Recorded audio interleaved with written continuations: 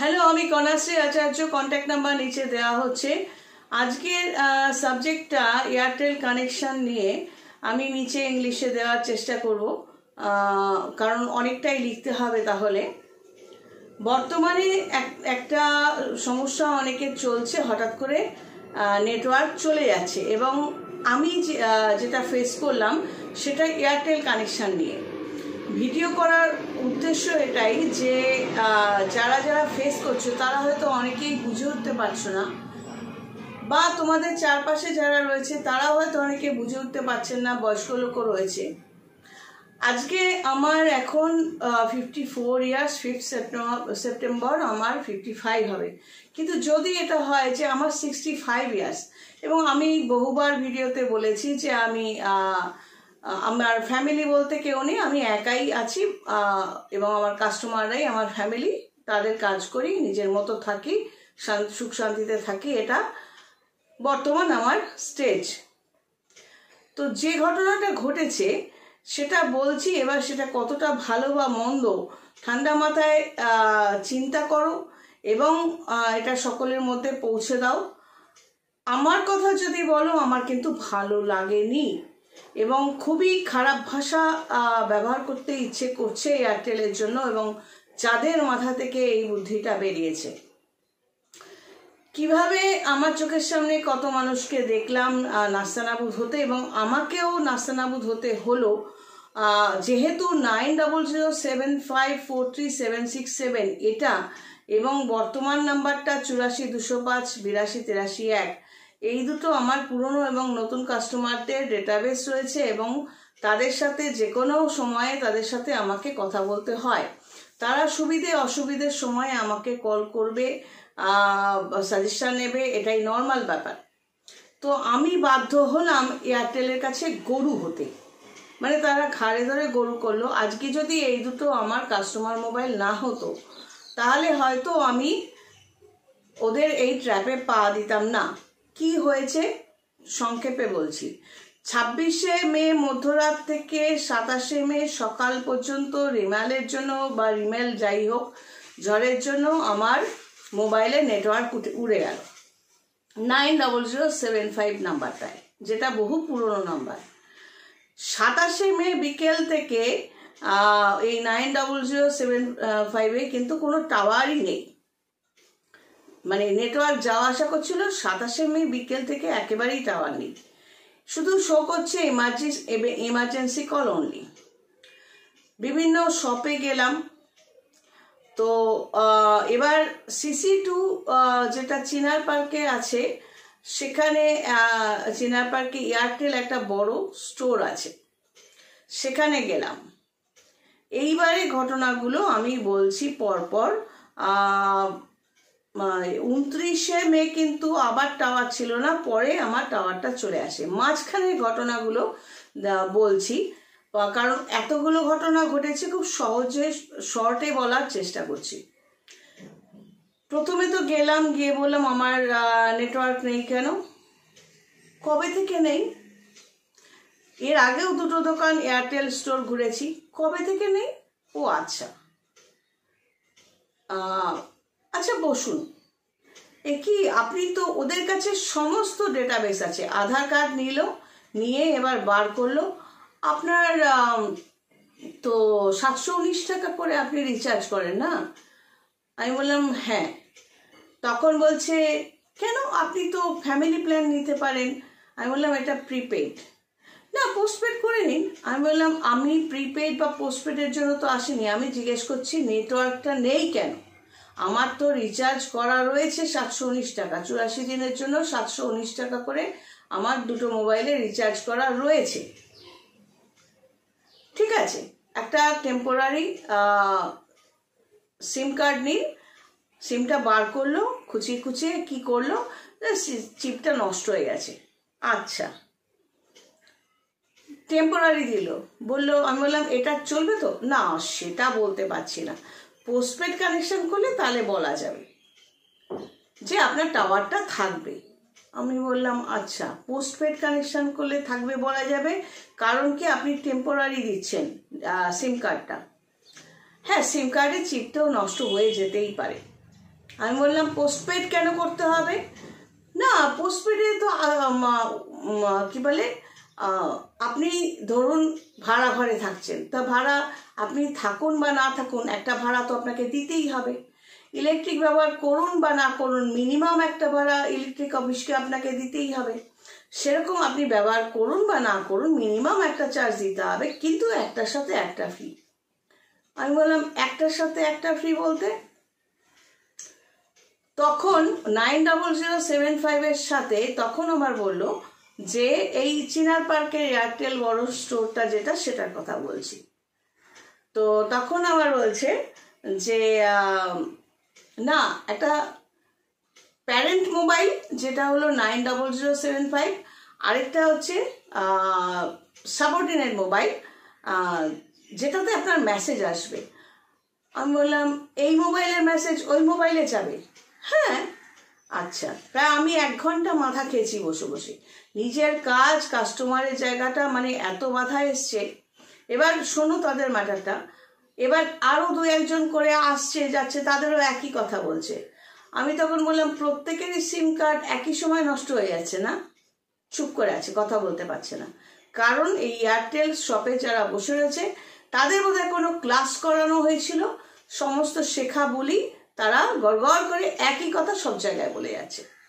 আমি বললাম আমার আধার কার্ডে আমার এই 900755 নাম্বারটা রয়েছে, অ্যাটাচ করা রয়েছে, তাহলে কেওয়াইসি কিসে লাগবে আপনাদের? তখন বলছে, ভালো করে শুনবে, আধার কার্ডের সাথে মোবাইল যোগ করেছেন, মোবাইলের সাথে তো আধার যোগ করেনি। বাঁকা মাথার কাজ। তখন বলছে এটা ট্রাইয়ের নিয়ম, আমরা কিছু করতে পারবো না। বললাম ট্রাই গুগল খুললেই ট্রাই সম্পর্কে সব পাওয়া যাবে, কে চেয়ারম্যান, তার 4.5 লাখ টাকা মাইনে, সব গুগলে পাওয়া যাবে। কিছু এদিক ওদিক হতে পারে, সব তো না। এবং সেখানে লেখা আছে ট্রাই কখনো কারো পার্সোনালি নেটওয়ার্ক বন্ধ করতে পারবে না বা কানেকশন বন্ধ করতে পারে না, এবং কোনো মেসেজও দেয় না। তাহলে এই স্টোরগুলোতে জিজ্ঞেস করছে কোনো মেসেজ আসেনি? আমি বললাম কিসের মেসেজ? না, আপনাদের যে কেওয়াইসিটা দেওয়া হবে, দিতে হবে। এবার আরও 2-3 জন মহিলা এসেছিলেন, ওয়ার্কিং লেডি, তারা কাউমাউ করছে যে আমাদের এটা কাজের মোবাইল, 2-3 দিন ধরে বন্ধ। এই নিন বলে টেম্পোরারি যে চিপটা, সিমটা আমাকে দিয়েছে, সেইটা দিয়ে বললো এটা ওরা পোস্টপেড করবে না, বুঝলাম, এই নিন এটা নিয়ে নিন, 4 দিন পরে চালু হবে। তখন আমি দেখলাম যে আমাকে তো গরু হতেই হবে, এরা গরু বানাবে, আমাকে হতেই হবে, কারণ এটা হচ্ছে আমার কাস্টমারদের সাথে, এটা হলো কাস্টমার মোবাইল। তারা যে কোনো মুহূর্তে ফোন করবে, পুরনো আছে, নতুন আছে, আমার পণ্ডিতরা আছে, পুরোহিতরা আছে, যেখানে যেখানে আমার কাজ হয় তাদের সাথে যোগাযোগের ব্যাপার আছে। তো আমাকে মোদ্দা কথা গরু হতেই হবে। এবার আমি বুঝতে পারলাম যে এটা কোনো পাখা মাথার কাজ। সেটা এয়ারটেল কোম্পানি না, ট্রাই না, পেছনে কেন্দ্র সরকার না, রাজ্য সরকার না, আর কোনো মাথা না, কোন কোম্পানি কার সাথে মার্জ হয়ে গেছে, কে কার কাছে বিক্রি হয়ে গেছে, কিছু তো পেছনে রয়েছে। তো মোদ্দা কথা হলো একটা টেম্পোরারি সিম কার্ড আমাকে দিল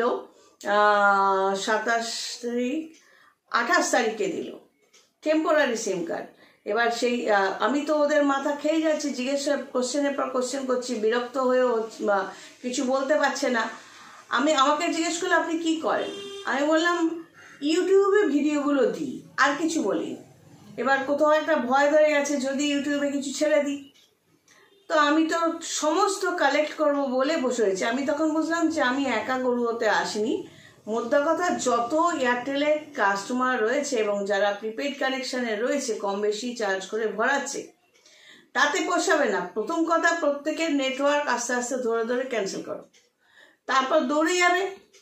দৌড়ে যাওয়ার পর এবার কেউ কোথাও 25 টাকা, কোথায় 50 টাকার বিনিময়ে তারা নতুন সিম দিচ্ছে, কি না আপনার সিমটা নষ্ট হয়ে গেছে, একসাথে এত লোকের সিম নষ্ট হয়ে গেছে, খুলবে, খুলে খচখচ করে আবার দেখবে। এইবারে তুমি চলে এলে বাড়িতে, হয়তো দেখা যাবে আবার কিছুদিন পরে বন্ধ করে দেবে।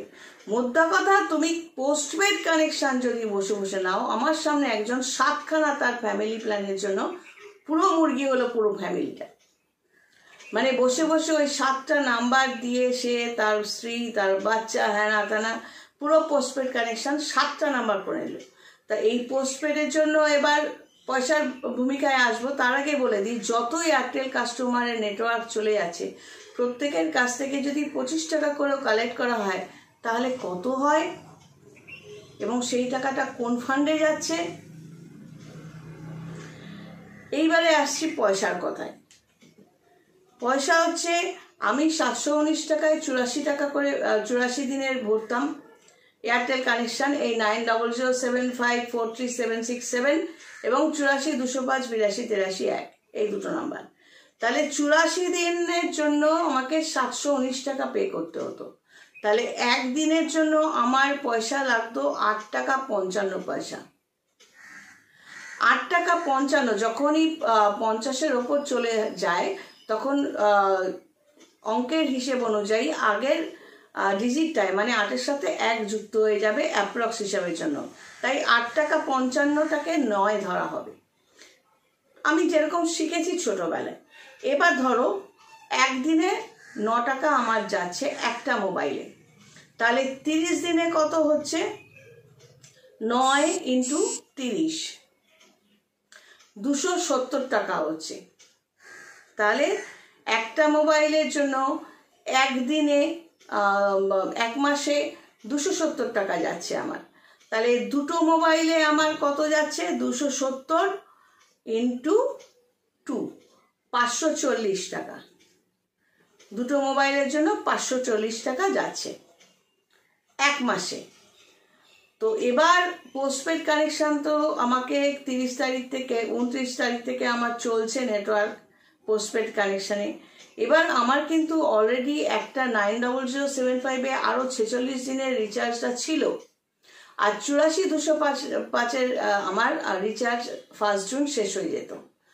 এবার সেই জন্য ওরা ফ্যামিলি প্ল্যান করলো। ফ্যামিলি প্ল্যানে মানে ফার্স্ট করে বলে ফেলছে, আর আমি তো ধরছি ক্যাক করে। আমি বললাম, ফ্যামিলি প্ল্যান করতে আপনাকে কে বলেছে? আমি তো বারবার বলছি আমি এক। আপনি তো বললেন এটা প্যারেন্ট মোবাইল, মানে মা বাবা আর কি। প্যারেন্ট মোবাইল বলতে যে মোবাইলটা মেইন, আর আরেকটা হলো সাবঅর্ডিনেট মোবাইল। তো এই 90075-এর মেসেজ, কোনো প্রবলেম হলে মেসেজটা আসবে এই 84,205-এ। আর একবার রিচার্জ করলে ওই মানে একটা টাকায় দুটো মোবাইল চলবে, মানে এটার সাথে ওটা অ্যাটাচড হয়ে গেল। আমি তখন ভেতরের রাগ আর গালাগালিগুলো চেপে রেখে জিজ্ঞেস করলাম, এই পোস্টপেড থেকে আমি প্রিপেড কবে করতে পারবো? 4 মাস পরে। মানে 4 মাসে যা খাওয়ার খেয়ে নেবে। এবার তারপর বলবে যে আপনারাই তো টাকা পুড়িয়েছেন, আপনি কত নেট দেখেছেন, আপনি নেটফ্লিক্স দেখেন, আপনি এই দেখেন, আপনি ওই দেখেন। আমি বললাম সময় পাই না। এবার আমার হিসেবে 719 টাকা 84 দিনের জন্য ছিল দুটো মোবাইলে। 719 × 2 হলে যা হয় সেটা দুটো মোবাইলে খরচা ছিল। এবার ওরা 1 মাসে বিল পাঠাবে। যাই না পরবর্তীকালে এই ভিডিওটা, বিলটা 1 মাস পরে আসার পর বোঝা যাবে যে আমি কিভাবে গরু হলাম। তো চোখের সামনে গরু হতে আরও অনেককেই দেখলাম। আর যে মহিলারা একটু চেঁচামেচি করছেন, 3 জন ওখানে বসে থাকে।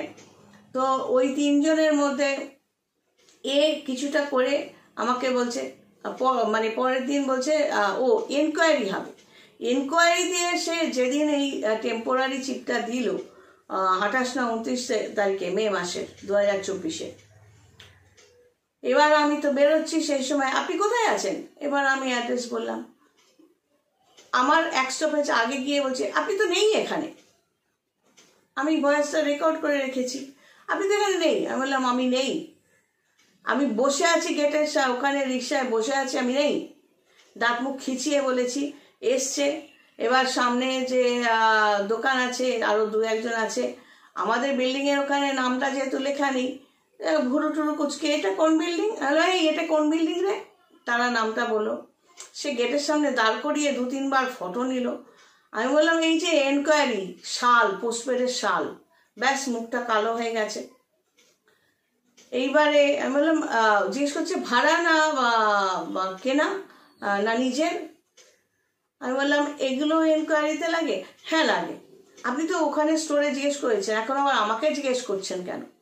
ভালো কথা বললাম। তো এই হলো ব্যাপার। আর আরেকটা হলো যে যখন পোস্টপেড হয়ে গেল তখন মেসেজ আসছে। প্রথম কথা বলি, ওখানে লেখা আছে স্টোর ইজ ক্যাশলেস, মানে ওখানে কোনো ক্যাশ ট্রানজাকশন হয় না। তাহলে বাবুসোনারা তোমরা 50 টাকা করে কেন নিলে সিমে? এরপরও 500 টাকা নিল, সেটা নাকি আমার রিচার্জে অ্যাড হয়ে যাবে। আর মেসেজ যেটা আসছে এয়ারটেল থেকে, কি আসছে? As you have requested for postpaid connection, মানে আপনি অনুরোধ করেছেন পোস্টপেড কানেকশনের জন্য, সেই জন্য আমরা রিকোয়েস্টটা অ্যাকসেপ্ট করলাম। ঘর থেকে টেনে বের করে নিয়ে গিয়ে, সবাইকে কাজের জায়গা থেকে টেনে বের করে নিয়ে গিয়ে এয়ারটেল স্টোরে এসি চালিয়ে বসে ঘ্যাম নিয়ে বসে আছে কি না, তারা কাজ করছে। তারা 8 ডিজিট না 10 ডিজিটের মোবাইল করবে, কেওয়াইসি কানেকশান করবে। আধারের সাথে মোবাইল কানেকশান করেছেন, মোবাইলের সাথে তো করেননি আধার। হ্যাঁ, তো সেই জন্য আপনার নেটওয়ার্ক বন্ধ হয়ে গেল। বন্ধ কে করেছে, কেন করেছে, আর কিভাবে করলো? মানুষের প্রয়োজনীয় মোবাইল, সেইটা নিয়ে আমার এই দুটো মোবাইল কাস্টমার ডেটাবেস থাকে, মানে ইচ্ছে মতো খুলছে, সিম বার করছে নিজেদের দিকে। আমি বললাম সামনে নিয়ে করার চেষ্টা করুন, লাউড স্পিকারে দিন, এটা ওটা টিপছে। আসার পর দেখি আমার কাস্টমাররা যে অ্যাকাউন্টে টাকা পাঠায়, সে ফোনপেটাও 12টা বেজে গেছে, অ্যালবাম এটা সেটা এদিক ওদিক করে দিয়েছি।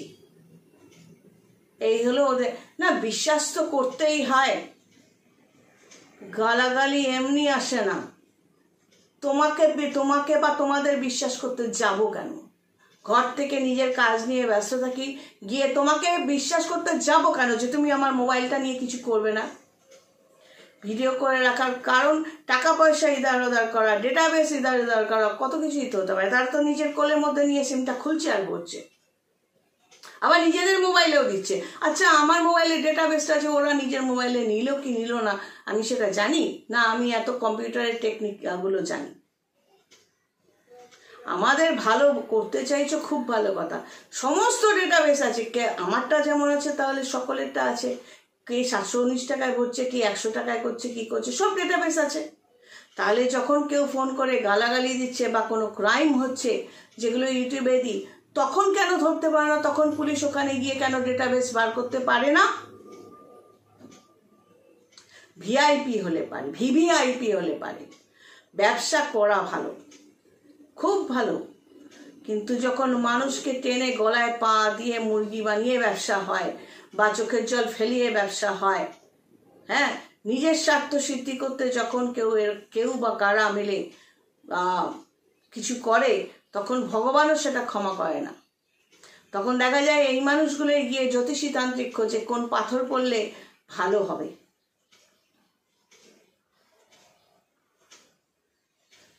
এই হলো ঘটনা, আমি ইচ্ছে করে তুলে দিলাম তোমাদের সামনে। যাদের যাদের এয়ারটেল ব্যাপারটা কানেকশন রয়েছে, আমার উপায় ছিল না, আমার কাস্টমার মোবাইল, বারংবার বলছি, যাদের পক্ষে সম্ভব, এবার তোমরা চাইলেও, কিন্তু আমার যদি এটা কাস্টমার মোবাইল না হতো, আমি কি করতাম, তুই রেখে দে এয়ারটেল, মানে আর বাকি গালাগালিগুলো দিলাম না, আমি অন্য কোনো কোম্পানিতে জাম্প করে যাচ্ছি, বা অন্য নাম্বার নিয়ে নিতাম। আমি অন্য নাম্বার নিয়েই নিতে পারি, আমি ফিক্সড মেন্টালিটির লোক, যে না, যে মোবাইলটা আছে বছর বছর ধরে থাকুক। এবার যদি এরা এরকম করে যে তখন মোবাইল নাম্বার চেঞ্জ বারবার করতে হবে। এইবারে তো আবার আসবে ডিজিটাল করতে হবে, টাকা পয়সা বিদেশের থেকে ডিজিটাল পয়সা করতে হবে, সেটাই চোখে পড়লো। রাস্তাঘাটগুলো কারা ঠিক করছে, খোদলা খোদলা হয়েছে, ঘায়ের মতো খানাখন্দ হয়ে রয়েছে, যেখানে স্টোন চিপ বালি তো দেওয়া হয়, সিমেন্টটা আর পড়ে না। দুদিন যেতে না যেতেই মানুষ নাচতে নাচতে এরকম করতে করতে রিক্সায়, অটোতে, গাড়িতে চলছে। সেগুলো চোখে পড়ে না। বিদেশের রাস্তা কত ঝকঝকে, বিদেশের মানুষের মধ্যে করাপশন নেই, বিদেশের মানুষ খাবারের মধ্যে, যে খাবারগুলো বাচ্চারা খায় সে খাবারের মধ্যে বিষ মেশায় না। তরমুজে লাল রং, মাছ বা মাংসে তোমার ফরমালিন না কি দিয়ে জীবিত করে রাখার চেষ্টা, যে বিষাক্ত জিনিসগুলো খেয়ে খেয়ে মানুষের মধ্যে রোগের প্রবণতা দিনের পর দিন বেড়ে যাচ্ছে। বিদেশে কেউ ভেজাল মেশালে বা এক্সপায়ার্ড হয়ে যাওয়ার পর খাবার রাখলে তাদের দোকান তালা মেরে দেয় সরকার। কই সেগুলো তো আসলো না আমাদের দেশে। আমি তো দেখছি, আমরা ছোটবেলা থেকে, আমি সেই সময়ের লোক যখন 82-83 সালে বাস ভাড়া 46-36 বাস ভাড়া 10 পয়সা থেকে 20 পয়সা হলো। ইয়েস, 10 পয়সা থেকে 20 পয়সা হলো 82-83 সালে। তাহলে তখন এবং পরবর্তীকালে মা বাবা যখন ব্যাংকে নিয়ে যেত 86-87 সালে, এবং 89-90 সালে আমি 500 টাকা করে যে 2 জায়গায় টিউশনি করে 1000 টাকা পেতাম, তখনও যে ব্যাংকে যেতাম আমার পার্সোনাল বইয়ে রাখার জন্য, কিছুটা মা বাবাকে দেওয়ার পর, তখন তো এত স্ক্যামের কথা আসেনি। ডিজিটাল করতে হবে, সবাই মোবাইল নিয়ে টানাটানি করবে, বারোয়ারির লোক বাইরে থেকে আসা, তাকে নাকি বিশ্বাস করতে হবে। তুমি বলো না বসে বসে যে আমি আমারটা করে নিচ্ছি, না, সে বলবে না। নিজেরা নিয়ে টানাটানি করবে, আবার নিজেদের প্রেমিক প্রেমিকাদের সাথে কথা বলবে, ব্যস্ততা দেখাবে, ইচ্ছে তো অনেক কিছুই করে। আমি শুধু বলবো, যে বা যার মাথা থেকে এইগুলো বেরিয়েছে, এই হ্যারাসমেন্ট, আমি তো হ্যারাস্ট হয়েছি, এবার কে হ্যারাস্ট হচ্ছে না হচ্ছে এটা এয়ারটেল যাদের কানেকশন হয়েছে তাদের সাথে ঠিক করা হচ্ছে, কি হচ্ছে না। আমি শুধু ভগবানকে চিরকাল বলে এসেছি, যারা অন্যায় করে তারা যেন সুদে আসলে শাস্তি পায়। আমার ব্যক্তিগত ব্যাপার থাকলে আমার রাগ হতো না। আমার একজন কাস্টমারের মা এখন নার্সিংহোমে, এক নার্সিংহোম থেকে আরেক নার্সিংহোমে পেচ্ছা পায়খানা বন্ধ হয়ে যাচ্ছে। তার দিদি বাইরে থেকে, লন্ডন থেকে চলে এসছে, তার হাজব্যান্ড এখানে নেই। আমার সাথে সে যখন তখন কথা বলবে, তার জন্য আমাকে তৈরি থাকতে হবে।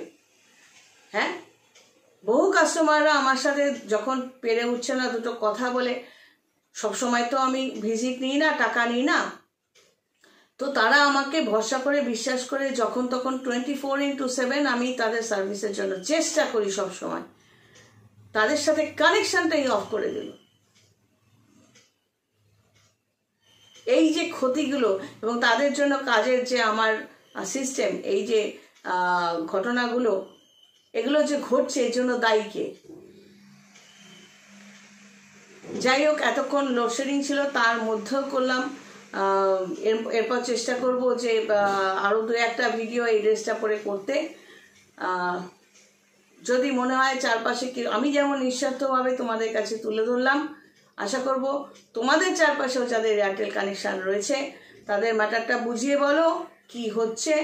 যদি তুমি কি করবে সেটা বলছি না, চাপিয়ে দিতে পারি না, কিন্তু এটুকু বলতে পারি, আজকে যদি আমার পক্ষে সম্ভব হতো এই দুটো কাস্টমার মোবাইল না হতো, তাহলে আমি সিম্পলি ছেড়ে দিতাম, কোনো পোস্টপেডে কানেকশানে যেতাম না।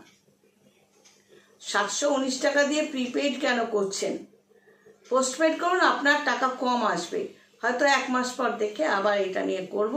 এবার অন্য কিছু ব্যবস্থা করতে হবে, আবার আমি নাম্বার পাল্টানোর লোক না বারবার, তবু হয়তো সেরকম কিছু ব্যবস্থা করতে হবে।